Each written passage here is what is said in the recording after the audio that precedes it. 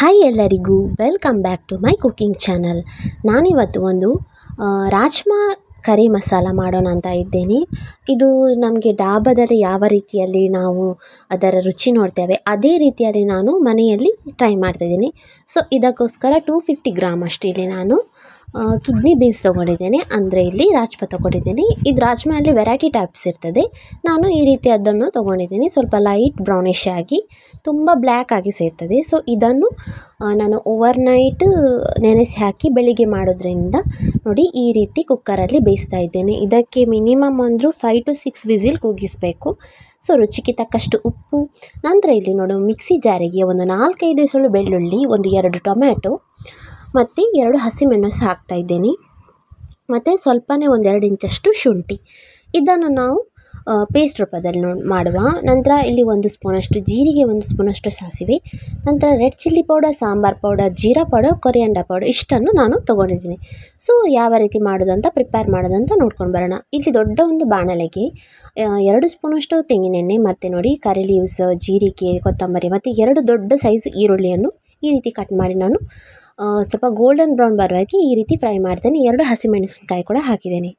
So next ನೋಡಿ ಈಗ ಚೆನ್ನಾಗಿ ಗೋಲ್ಡನ್ ಬ್ರೌನ್ ಬರುವಾಗ ನಾವು ಮಸಾಲೆ ಪದಾರ್ಥನೆಲ್ಲ ಹಾಕಬೇಕಂದ್ರೆ ನಾನು ಆಲ್ರೆಡಿ ಹೇಳಿದಾಗೆ ನಾನಿಲ್ಲಿ ಜೀರಾ ಪೌಡರ್, ಕೊರಿಯಾಂಡರ್ ಪೌಡರ್ ಅದೆಲ್ಲ ಹಾಕಿದ್ದೇನೆ. ಸೊ ನೆಕ್ಸ್ಟ್ ಬಂದುಬಿಟ್ಟು ಸ್ವಲ್ಪ ನೀರು ಹಾಕಬೇಕು, ಇಲ್ಲಾಂದರೆ ಅದು ಮಸಾಲೆ ಎಲ್ಲ ತಳ ಹಿಡಿಯುವ ಚಾನ್ಸ್ ಇರ್ತದೆ. ಸೊ ನೀರು ಹಾಕಿದ ನಂತರ ಸ್ಲೋ ಫ್ಲೇಮಲ್ಲಿಟ್ಟು ಇದು ಮಸಾಲೆ ಎಲ್ಲ ಸ್ವಲ್ಪ ಎಣ್ಣೆ ಬಿಟ್ಟು ಅಷ್ಟರವರೆಗೆ ಸ್ವಲ್ಪ ಫ್ರೈ ಮಾಡುವ. ಸೊ ನೆಕ್ಸ್ಟ್ ಬಂದುಬಿಟ್ಟು ಆಲ್ರೆಡಿ ನಾವಿಲ್ಲಿ ಟೊಮ್ಯಾಟೊವನ್ನು ಪ್ಯೂರೆ ಮಾಡಿ ಇಟ್ಟಿದ್ದೇವಲ್ಲ ಅದನ್ನು ಕೂಡ ಇದಕ್ಕೇ ಆ್ಯಡ್ ಮಾಡುವ. ಈಗ ಇದು ನಾವು ಡಾಬಾ ಸ್ಟೈಲೇ ಇದು ರಾಜ್ಮಾ ಕರಿ ಮಸಾಲ ಮಾಡ್ತಿರೋದು. ನಾವು ಮನೆಯಲ್ಲಿ ಈ ರೀತಿ ಪ್ರಿಪೇರ್ ಮಾಡ್ತೇವಲ್ಲ ಹಾಗೆಯೇ ಡಾಬಾ ಸ್ಟೈಲ್ ಹಾಗೆಯೇ ಪ್ರಿಪೇರ್ ಮಾಡ್ತಾರೆ. ಸೊ ನೋಡಿ ಟೊಮ್ಯಾಟೊ ಪ್ಯೂರೆ ಕೂಡ ಹಾಕಿ ಚೆನ್ನಾಗಿ ನಾವು ಮಿಕ್ಸ್ ಮಾಡುವ. ಇದನ್ನು ಲೋ ಫ್ಲೇಮಲ್ಲಿ ಇಡುವ ಗ್ಯಾಸನ್ನು.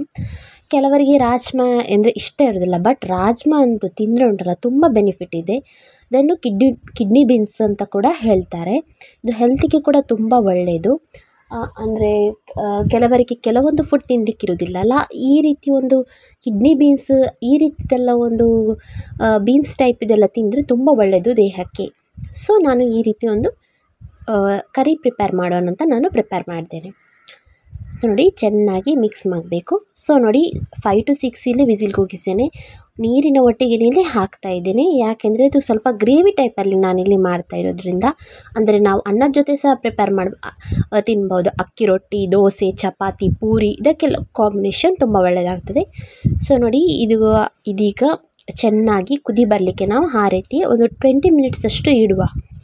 ಈಗ ನೀರು ಥರದ್ದೆಲ್ಲ ನಂತರ ಇದು ಗ್ರೇವಿ ಟೈಪಲ್ಲಿ ಬರ್ತದೆ. ಕಿಡ್ನಿ ಬೀನ್ಸ್ ತಿನ್ನೋದ್ರಿಂದ ತುಂಬ ಉಪಯೋಗ ಇದೆ. ಕೆಲವರಿಗೆ ಗೊತ್ತಿರೋದಿಲ್ಲ, ಅಂದರೆ ಕೆಲವರು ಇದರ ಬಗ್ಗೆ ಅವರಿಗೆ ಗೊತ್ತೇ ಇರೋದಿಲ್ಲ ಈ ರೀತಿಯೆಲ್ಲ ಡಿಶ್ ಇದೆ, ರೆಸಿಪಿ ಇದೆ ಅಂತ. ಸೊ ಮೊದಲ ಬಾರಿಗೆ ನನ್ನ ವೀಡಿಯೋ ನೋಡ್ತಾ ಇದ್ದರು. ಈ ರಾಜ್ಮಾ ಕರಿ ಮಸಾಲ ನಿಮಗೆ ಇವತ್ತಿನ ವೀಡಿಯೋದಲ್ಲಿ ಇಷ್ಟವಾದರೆ ಕೊನೆಗೆ ಒಂದು ಲೈಕ್ ಕೊಡೋದನ್ನು ಮರಿಬೇಡಿ, ಹಾಗೆಯೇ ಸಬ್ಸ್ಕ್ರೈಬ್ ಮಾಡೋದನ್ನು ಕೂಡ ಮರಿಬೇಡಿ. ಇನ್ನಷ್ಟು ಹೊಸ ವೀಡಿಯೋಕ್ಕೋಸ್ಕರ ಈ ರೀತಿಯೇ ಫಾಲೋ ಮಾಡ್ತಾಯಿರಿ. ಯಾಕೆಂದರೆ ನಾನು ಮನೆಯಲ್ಲೇ ನಮ್ಮದು ಡೈಲಿ ಯಾವುದೆಲ್ಲ ರೆಸಿಪಿ ಮಾಡ್ತೇನೆ ಅದನ್ನೇ ನಾನು ಅಪ್ಲೋಡ್ ಮಾಡ್ತಾ ಇರ್ತೇನೆ. ಸೊ ನಿಮಗೆ ತುಂಬ ಹೆಲ್ಪ್ಫುಲ್ ಆಗ್ತದೆ ಮತ್ತು ಈಸಿ ರೆಸಿಪಿ ಕೂಡ ನಾನಿಲ್ಲಿ ಅಪ್ಲೋಡ್ ಮಾಡ್ತಾ ಇರ್ತೇನೆ. ಸೊ ನಿಮಗೆ ಇಷ್ಟ ಆಗ್ಬೋದಂತ ನಾನು ಕೂಡ ಅನ್ನಿಸ್ತೇನೆ. ನೋಡಿ ಇಲ್ಲಿ ಈಗ ಕೊತ್ತಂಬರಿ ಸೊಪ್ಪು ಕೂಡ ಹಾಕಿದ್ದೇನೆ ಸ್ವಲ್ಪ. ಸೊ ನೋಡಿ ನಮ್ಮದು ರಾಜ್ಮಾ ಕರಿ ಮಸಾಲ ಡಾಬಾ ಸ್ಟೈಲಲ್ಲಿ ಇವತ್ತು ರೆಡಿಯಾಗಿದೆ. ಸೊ ಸರ್ವ್ ಮಾಡೋಣ. ನಾನಿಲ್ಲಿ ದೋಸೆ ಜೊತೆ ಚಪಾತಿ ಜೊತೆ ಅಂತ ಹೇಳಿದ ನಾನಿಲ್ಲಿ ಚಪಾತಿ ಜೊತೆ ತೊಗೊಳ್ತಾ ಇದ್ದೇನೆ.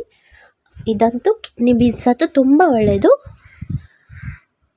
ಆರೋಗ್ಯಕ್ಕೆ. So friends, thank you for watching.